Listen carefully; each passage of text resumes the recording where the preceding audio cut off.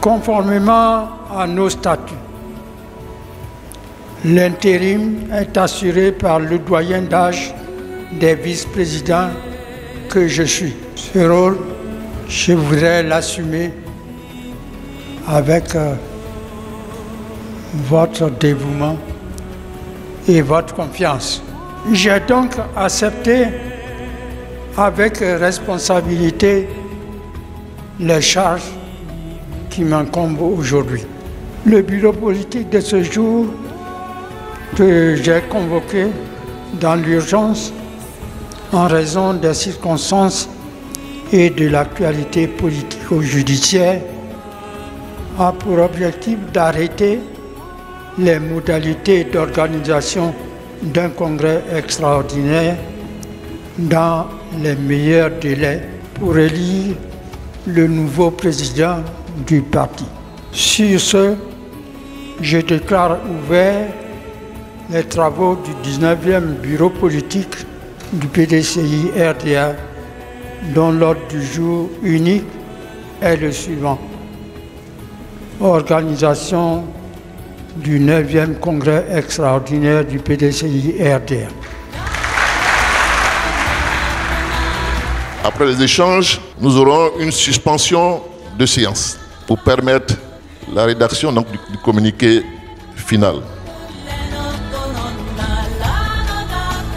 Le bureau politique, après avoir entendu le riche discours d'orientation du président par intérim, lu par le vice-président Georges-Philippe Ezalé, et après des échanges francs et fructueux, a adopté les décisions suivantes. 1. La date du 9e congrès extraordinaire a été fixée au mercredi 14 mai 2025. 2. Le format du congrès extraordinaire est éclaté en 45 minutes de vote.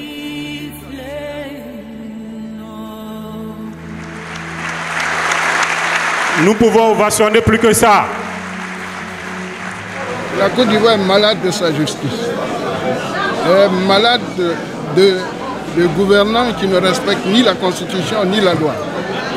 Nous nous adaptons parce que nous voulons sauver ce pays en maintenant la paix. Par ce sacrifice, le président Thiam permet au PDCI de se réorganiser afin de repartir sur des bases nouvelles. Que la Côte d'Ivoire entière, que tout le monde entier sache que le PDCI, à travers ses militants, iront jusqu'au bout pour que le président Thiam soit élu le 25 octobre au soir. C'est ce qu'ils veulent et c'est ce que toute la Côte d'Ivoire attend. Et le président Tidjane Thiam a accepté de faire encore de nouveaux sacrifices pour le PDCI et pour la Côte d'Ivoire. Moi, je pense qu'on doit le féliciter, l'encourager. Le 14 prochain, nous repartons au Congrès et peut-être même que vous faire un score plus que ça. Voilà, ça a mobilisé les Ivoiriens, ça a réconcilié les Ivoiriens et il faut encourager le président Tidjane Thiam, il faut le féliciter parce que c'est un don de soi qu'il est en train de faire. C'est un sacrifice énorme. Et je pense que nous sommes fiers de lui. La majorité des membres du bureau politique, et il y a eu une grande mobilisation aussi des femmes qui sont venues ici ce matin, ont vraiment apprécié ce geste-là de sa part. Donc les aveux qu'elle ait gagné, si ça peut lui faire plaisir, il n'y a pas de problème. Mais le plus important, c'est que ce qu'on retient, c'est que le président Tidjane Thiam ne fait pas de la présidence un objectif vaille que vaille jusqu'à ce que les gens meurent. Ça ne fait pas partie de ses objectifs. On estime que voilà l'essentiel. Notre objectif majeur au PDCRDA, c'est la victoire du PDCRDA en 2025. Donc tout ce qui est entrave, tout ce qui est embûche, tout ce qui est obstacle à éviter, nous l'évitons sagement. C'est ça la force du PDCRDA. C'est seulement hier à 2 h du matin que cette décision a été prise. Le président du parti remet son mandat au parti.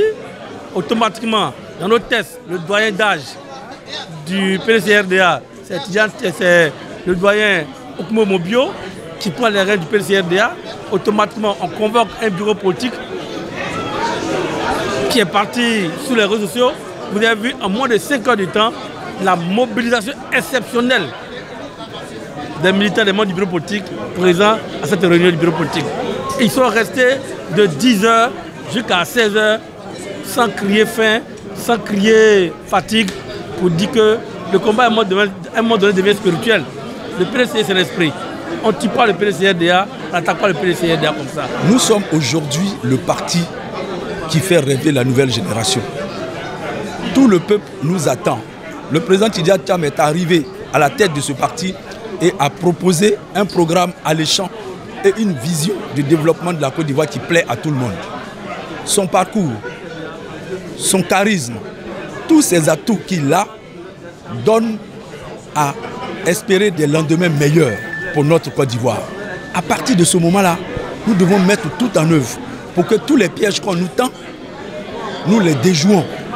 Nous venons de déjouer un des gros pièges que des personnes tapis dans l'ombre essaient de nous tendre pour que nous tombions dedans en manipulant la justice ivoirienne. Cela est vu par tout le monde et cela est su par tout le monde.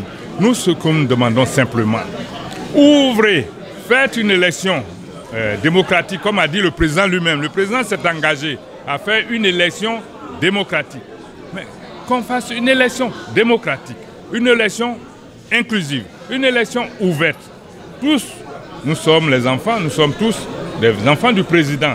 Ce n'est pas la peine de vouloir privilégier un groupe au profit d'un autre. Cela va frustrer des gens. Donc, vaut mieux que le président ouvre cette élection à tout le monde. Vivra, vivra et vaincra.